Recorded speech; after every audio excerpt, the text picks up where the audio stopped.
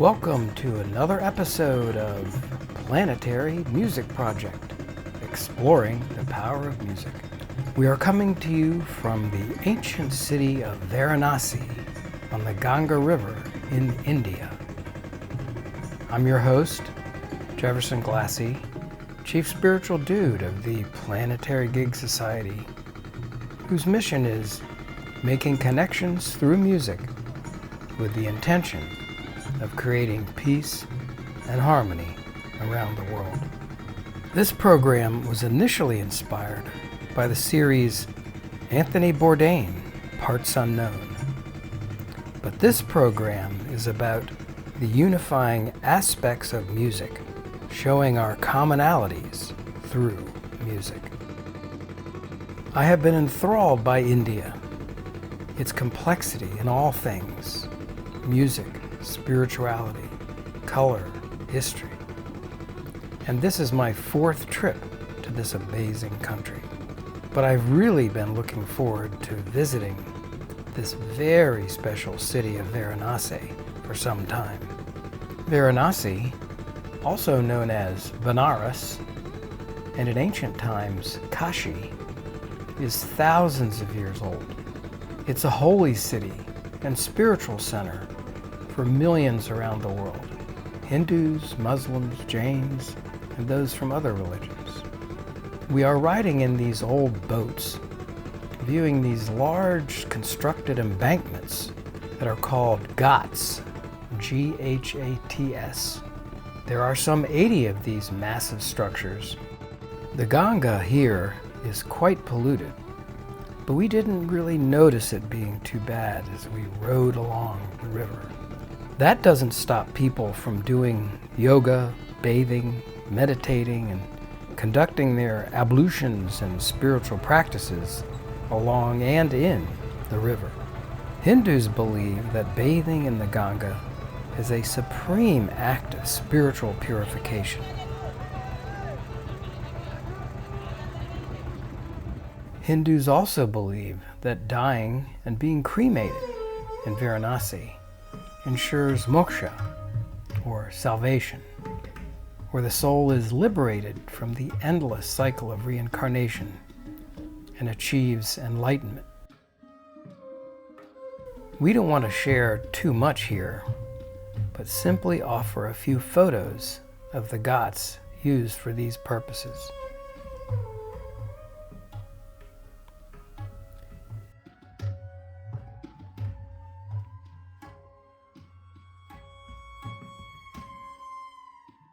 Here is another view of the Ganga from the city, across the broad plains that are flooded in the rainy season. Sadhurus, holy men, and others live in those structures.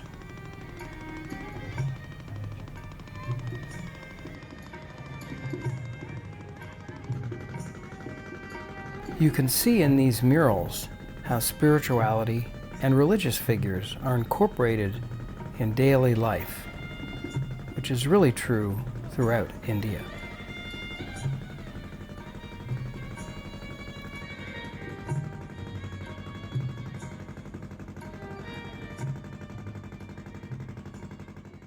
It's now the evening of our first night in Varanasi, and it's actually a partial lunar eclipse.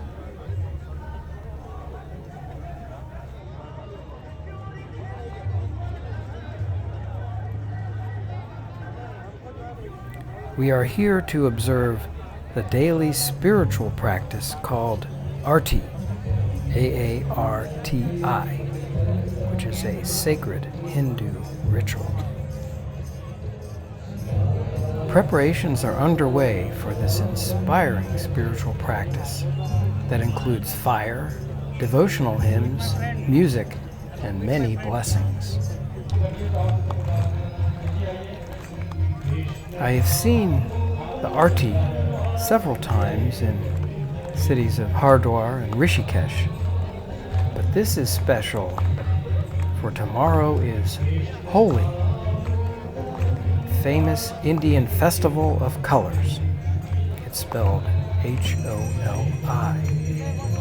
Holi welcomes the arrival of spring and celebrates the triumph of good over evil. These colorful powders are playfully thrown around, as you can see. It is a tad annoying to have all this color land on your nice clothes. I do find it inspiring, though, with the fire and the music. It's not something you see too often back home in the U.S. Enjoy.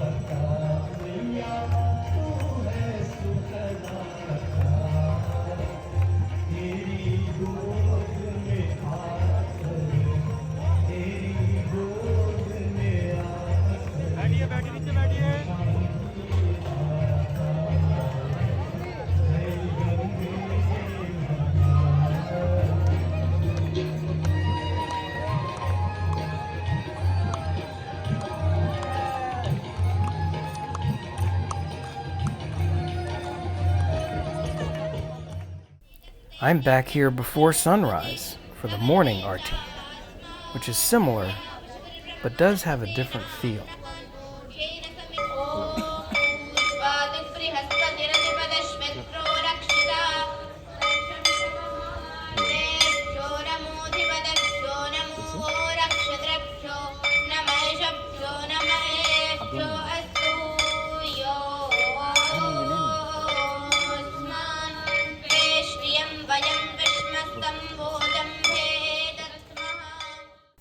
Now the sun is rising across the Ganga, and special music is being played for Holi. It's quite surreal.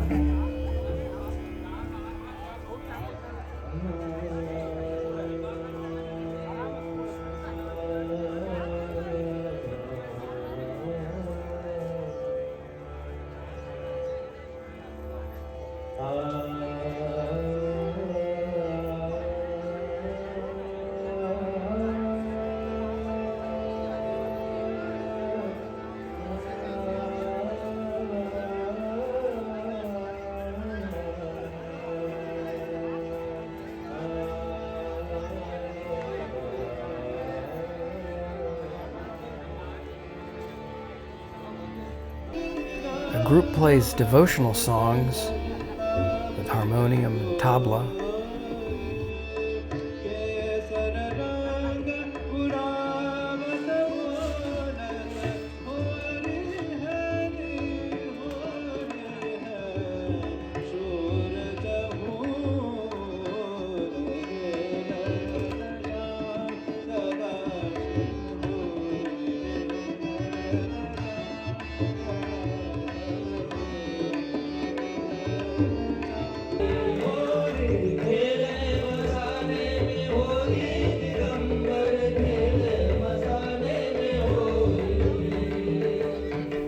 Holi has already begun, as you can tell.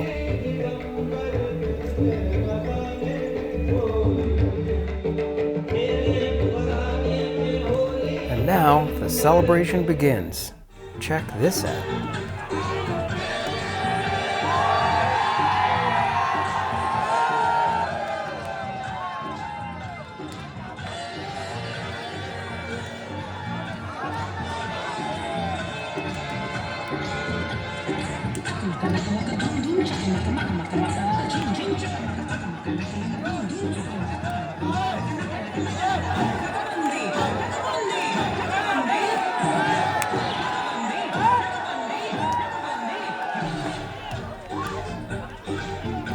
I walked around in some expendable clothes, and the fellows were very kind. They said, "Take off your hat, move your glasses," and I got colored. The rest of the day near Aarti, where we stayed, you really couldn't go out without being sprayed or colored. The streets were full of revelers. The next day, we went out exploring the city. The remnants of fires from the Holi celebration were still smoldering in the streets. These dogs couldn't care less. It was fascinating seeing all the vendors selling their wares, fruit. It's quite a scene.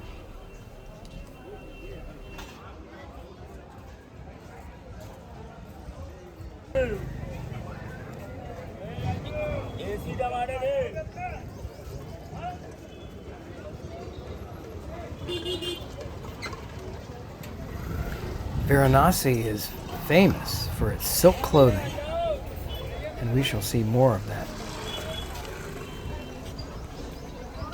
Walking around town with so many people and different forms of transportation, entire families on scooters, honking to signal their presence, down narrow alleys. It's a trip.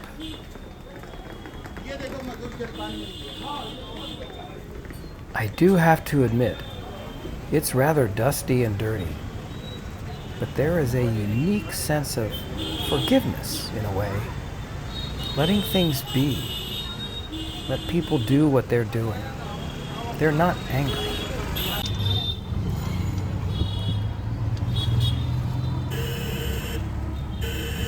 This is particularly true when riding in a taxi or tuk-tuk. Everyone in every available space. It's wild.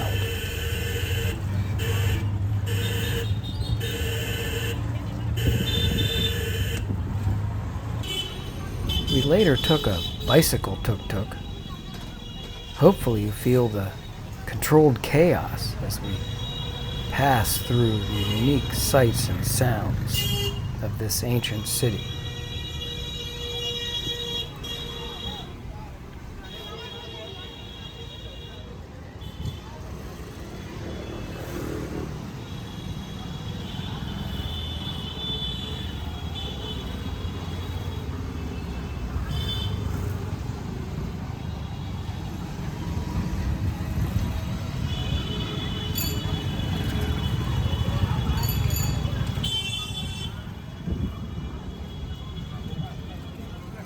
We are now headed off to an interview with renowned violinist in the classical Indian music form, Sukhdev Prasad Mishra, and he will tell us about the music of this historic city and in India. This is very special. As you've seen, we've been in this ancient city, Varanasi, also called Benares. To me, it's just amazing. It's one of the oldest cities, maybe in the world. The Holi, the boat rides that you've seen. But we're really here to learn about the music. And very fortunate to have been introduced to Sukhdev. Sukhdev. Yes, Sukhdev, namaste. Who is from here. And it's the music here. I don't know so much about the music here. You don't as well, but I'm learning more and have listened to much Indian classical music, which you play with violin, Yes. and other styles of music, Drupad and whatever. And so maybe first, before you talk about that, you could just say, introduce yourself a little bit and the music you play and where you're from and all these things, just so that people will know about you. Thank you, Jeff. Myself is Sukhdev Prasad Mishra. I am violinist from Banaras Gharana, This is the family musician, traditional family musician community, and my 6, 7, 8 generation is in music. Wow. And I play Indian classical music. Also, I am working with different type of fusion with jazz musician or Western classical or flamenco or Irish or I just recorded few days ago with reggae. Reggae guitarist. So it's nice to collaborate with different musicians. Even I am Indian, I am playing classical, but I found it very nicely to have something new and interesting coming when we collaborate with. So thank you, Jeff, to meet you, and nice to have you in Varanasi. Yeah, thanks. It's really been great. So, what would you say? What is the history of the music here? I mean, there's Indian classical music, and you're talking about the fusion you're doing, Yes. which is so great and interesting. Yes. Very complex, like everything in India. Yes. But where does the music come from? Actually, it's the things comes from because music is very spiritual. For us, is more worshipping. So there is the things that music came from Brahma, then Shiva, and then Narad and Saraswati ji, and then it comes to the earth for us. So it comes from the God, and then it's spread for all the world. Is the thought. Also, we have the notes. Also, there is one thing like we have different notes comes from different animals and birds, like sa from peacock, and this type of things like ni from elephant. So you take the music from nature and from nature gods also, and yes. spirituality. Yes. So what is sort of the essence of Indian classical music, as you all think of it? Is it's playing the ragas and for somebody in the West and in the U.S. or in Europe who doesn't know? Yeah, what would actually, you say? we totally based on raga. So in North Indian classical music, we have 10 basic scales.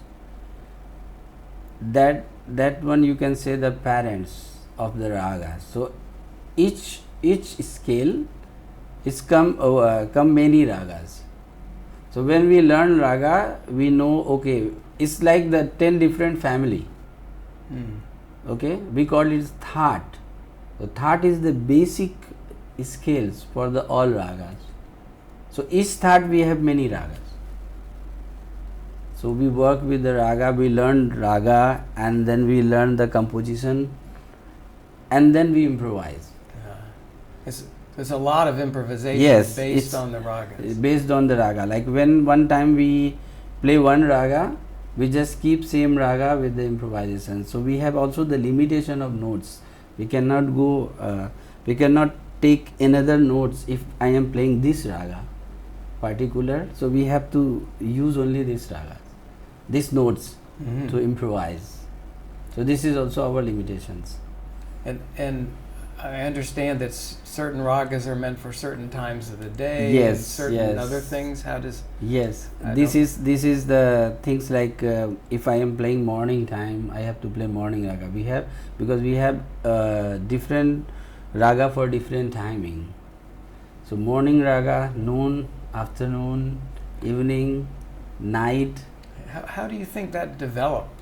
I mean, what is the connection? Is the combination, like is combination of notes give you the feeling, the mood of the particular time. Like morning raga, the combination of notes gives you the feeling of morning. Afternoon is also like all day the human, the people, how we feel.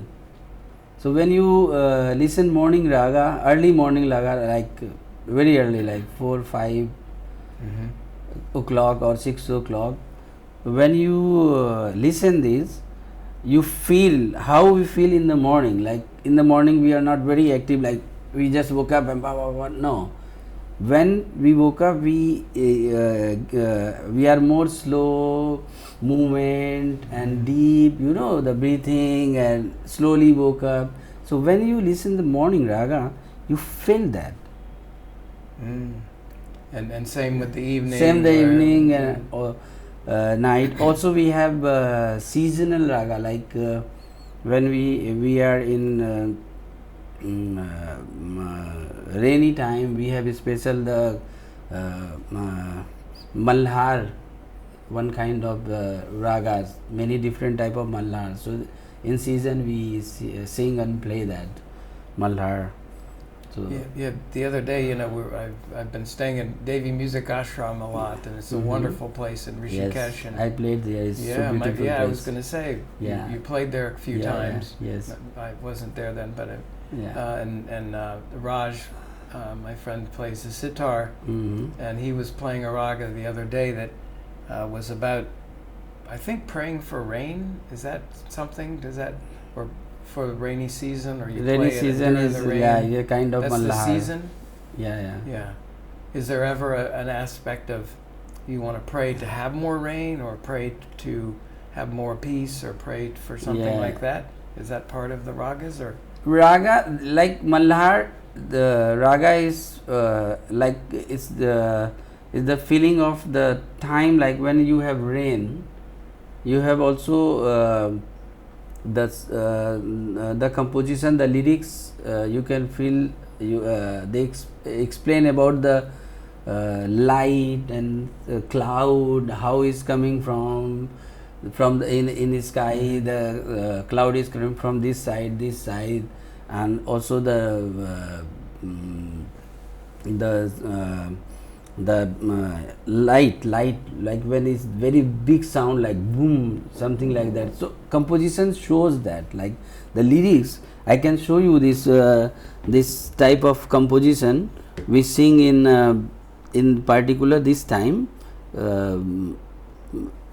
like one raga called Megh Mallar, okay, and I just put tanpura. So sa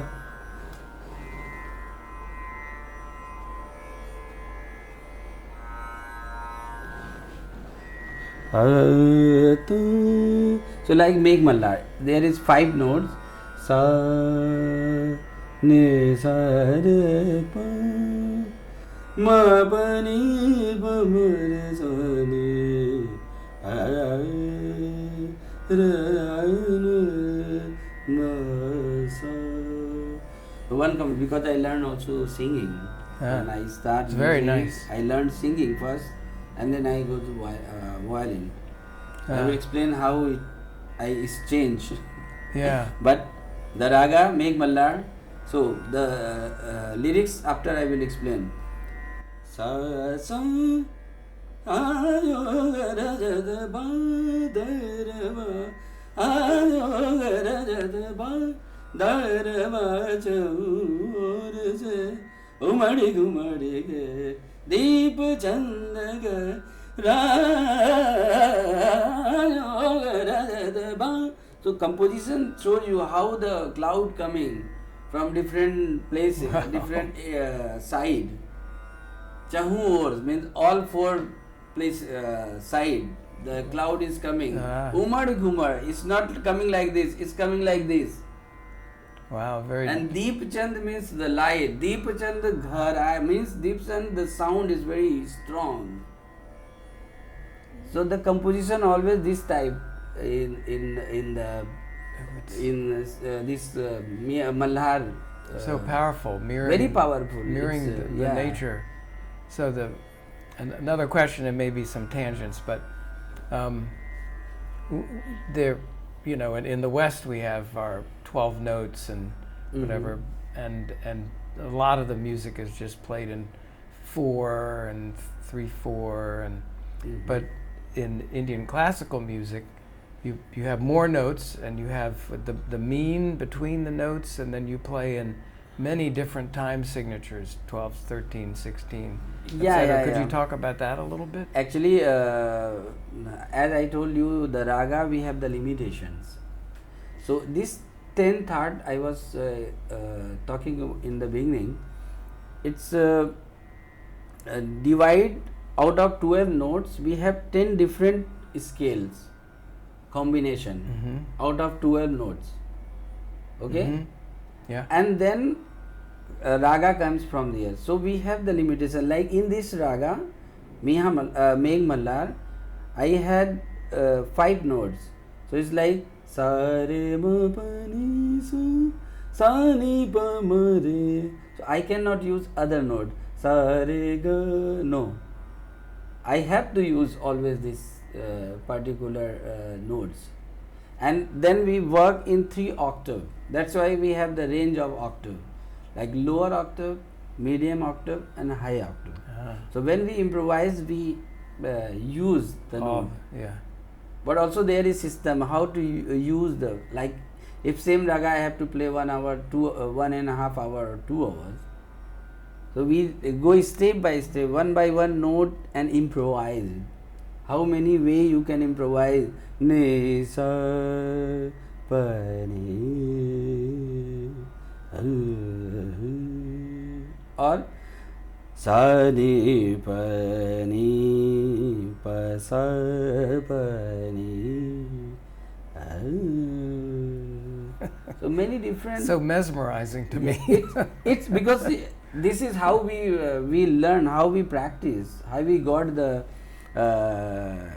shiksha from my guru, how we make the riyaz, because they prepared you, they build you inside to have to make improvisation yourself. They show you, okay, like these.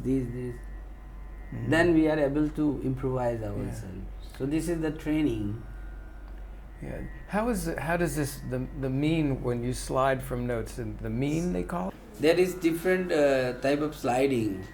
One is called mean, one is called gamak. Okay. You can divide in 2 simply. Mean, when you slide slow, like sa re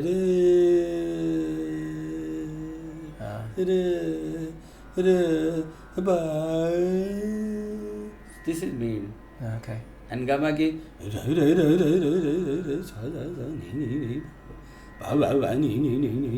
Wow, I always wondered about that.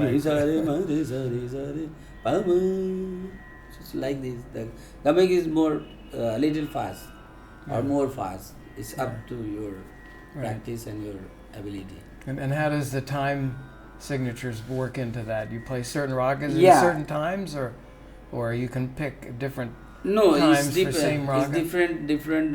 Like it's depend. Like how the composition you learn, how you want to play. Like generally, very common is like when we have to play like 1 hour, 2 hours long. We took vilambit with slow composition and then fast composition. So slow composition we have vilambit ek tal, slow ek tal means 12 beat. But when it goes slow, it's comes 48 beat. Wow. So 48 beat slow composition or 16 beat slow composition, and then 16 beat fast or 10 beat or 12 beat or 14 beat or it's 7 beat. It's a lot more complex than the music that we play at home. That's for sure. Well, I did want to ask about what came before Indian classical music. I've heard of the Drupad and it's old. that- It's old style of this is the old style of Indian classical Indian music. Like before it was Drupad and it's sing for the god in the temple. going back and hundreds of years or even thousands more, of years. More. Thousands I think it's more. And what is the difference? How would you describe Drupad or some of the more ancient music compared to Indian classical music? How would you say it's? That was also Indian classical, but it's like Drupad is more singing for in the temples, and the composition is more for pad. Pad is like the slok, or it's for the god, and the lyrics is more like for the god, and the technique is also different because in Drupad you are using lot of gamaks, and the mean, but it's different type of, like it's more how you say, like they use lot of these things, and khyal we have, like what you are talking about, not Indian classical music, khyal. Yeah. It's more like imagination, more feeling in with the aesthetics of love and emotions and this type of things. Okay. And you've sort of just referenced to it, but so you're playing, and it may be spiritual or for the gods or however, but what is the effect of the audience, the people who are listening? Are they generally they're listening, or is it meditative, or is the music meant to give them some feeling in particular, emotion? It's both. Like sometime when, because I am also now working with live meditation yoga with some of friend in Europe. So it's same like I play alap, and very deep alap, and everybody, like we believe like 300 or 400 people, they are meditating same time, and after half an hour, 40 minutes, when I stop, still they were in meditation. So it's kind of deep meditation also. So when you are we start the slow composition, it's very meditative. It's like you can breathe really. When you listen, you are very you can go very deep. So the purpose of the music in a way is for the people to feel it and be able to maybe be more in the now, be more in the present, and not have the worries and things. Yeah, it's totally different. You will forget your all stress and everything. Yeah. Like it's like that. So another thing I've been wondering too is, so you have this city, this amazing city, and Kashi. You know, the music maybe was here before the city, but how does the music help make the city, or define the city, or create the city and the spirit in the city? Do you think that it does? The music helps form the community of humanity and in the city. Does it? If you had a different kind of music in another country, you would make something different, eh? Or yeah, actually, about Varanasi, about Kashi, it's a very spiritual and very cultural city. We have a lot of musicians staying here, a lot of concerts going on here. So you can say it's a kind of very big community and place for the classical music, and people they listen and they go to the concert and everywhere. Also now, because of we connect with the world now, so there is a lot of different music also from the different world. They are coming, like sometime we can hear Sufi, or sometime we can hear Western classical, or Irish, or flamenco, or African.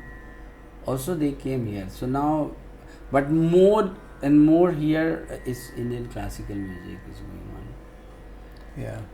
Well, it does. You know, I've listened to the flamenco in Spain and the fado, and in Portugal, and in the U.S. we have jazz and blues and and rock and all that, and it does kind of make the community. It helps develop the society in a way. And the music is so complex. It's makes a very complex society. Yeah. And you have this little drone on, which I love. Yeah, it's nice to. It is. Is that how would you describe why is there the drone in the music? It's actually this gives you the basic key from where you develop, because we have the key like sa. The first notes is do. So this tanpura, we call this tanpura, and this gives you the basic notes like sa and pa. or sa, ma, is depend the raga. So it gives you pa, sa, sa, sa. So always is working when you when I improvise. So because when I improvise the notes, we have to know the bass, where is sa. Okay. So also and also it gives this gives the very good feeling, very deep. Like it's gives you very nice when you improvise with tanpura. Yeah. Without tanpura, it's like you have blank. There is nothing. Well, I'm just thinking as we're talking, it's a great sound for an interview. Of course, You should just do it all. Whenever I have an interview, just play that. I just keep in the beginning. I Yeah. forgot, but it's when I sing because we need the key from where I am. So because our instrument or vocal, we have different key for the playing or singing, and because we don't change key when we play. Like I am playing from D, so I tune my violin in D and then I improvise. Sitar they tune C sharp or D. Flute they are more like E. So they change the tanpura in E or the basic notes. Yeah, that's helpful. So we've been here. Holi was yesterday, and Yes. I got colored, and the streets were crammed and whatever. But because of that, in the short time we were here, we weren't able to go out and see much music. There are not many performances because there's so much going on. But I'd love to get some. Maybe we'll show some people some videos of your playing, some clips, so they can see that as well. I will. Yeah, we'll do that. Yes. Sure. I don't know if there's anything else that, I'm curious, I ask a lot of questions, but I may have missed something big. If you want to say anything about the type of music, the whole culture, or the history, about anything. And also, we were talking about the different composition, also the raga for this special time. Like we have spring time, also the basant and bahar, this type of raga and special this moment. And also we have also the different, like Holi. This moment we have some composition of Holi. Holi, then Chaiti. After this season coming Chait in Indian calendar. So there is some composition called Chait. The composition we call it Chaiti. Then it's coming Kajari, the next. So it's also related with the festival or the season. So there is a lot of this thing. And also we have different state. We have there some special composition or songs from each state. So like if you go Rajasthan, you have Mand, and you can see the sound of Rajasthan, the feeling of, and that is folk from. So a lot of folk also we adopt from the different states, and we play on the concert. Wow, it's it's really profound. I mean, I love the music, and it's the way that it fits in with all of society and helps guide it in a way. I mean, we have country music in some places and blues in some places. It's a little bit like that, but not as sophisticated and complex as Indian music. So, thank you so much for taking the time to come over. It's a busy time, and I'll look forward to, maybe seeing you play again sometime soon. Yes, sure. But I really appreciate it. So. I will. I am so happy to explain also to you about the Indian music, like and also meeting you. It was so nice to meet you. And whenever you come Varanasi, just write me, and if I am here. All right. I hope to come back. Yes, sure. Thank you so much. And I would like to also invite you some because of the festival we have not concert in these 2-3 days. So Right. after we start, like there is one we called it after the festival. There is first Tuesday. We call it Budova Mangal. Budova Mangal means old Tuesday. If I explain in English, what is called Budova Mangal? There is very famous concert here in Varanasi, and this old time this organized with the kings. You see the in river lot of big boat. Mm-hmm. We call it bajada. They decorate very nicely with the flower and these, and in there the all guests and plus the musician or singer, they make this in the river. That causes Budova Mangal. Okay. I played after that. Also the government, Uttar Pradesh government, they also organize this festival, and it will happen I think in the next Tuesday or something. So I played many times for this stuff. Also people they put color, and we have a special white we have to go with white dress, and then we have white cap like this. Okay. And also there is one concert is called Gulab Badi. It will also going to happen next, but not these 3-4 days. After that it will come. Okay. Well, I have to come back then, I guess. So for that you have to stay here to see these concerts. Okay. Yes. And it's very nice feeling. I will send you some picture and some if I have some recording I will check and I will send you, so you will understand how it goes. Gulab Badi, when everywhere you have the rose flower. Nice. So this nice gathering with the people with white dress, this, and we have a special drink called Thandai. It's also make with dry fruits. Yeah.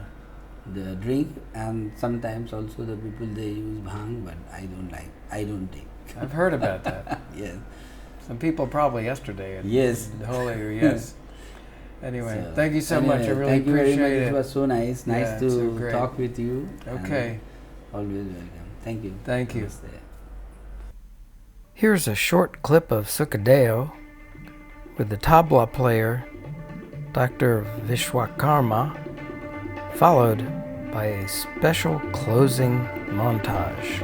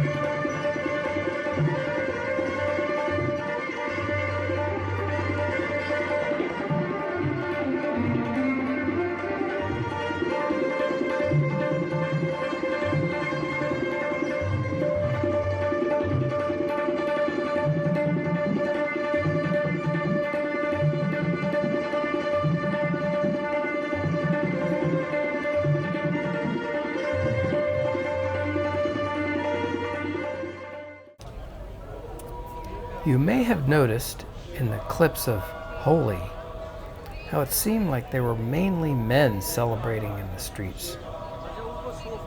I understand that's not the case all over India. But as we were walking through town, I realized that all the women I did see walking or riding around this dense city wore such colorful, beautiful outfits, often silk and so many colors. It's fantastic. So here is a short montage to pay homage to the color and beauty of the women of Varanasi. You know, light is just sped up sound, right? So I could also say the musical women of Varanasi.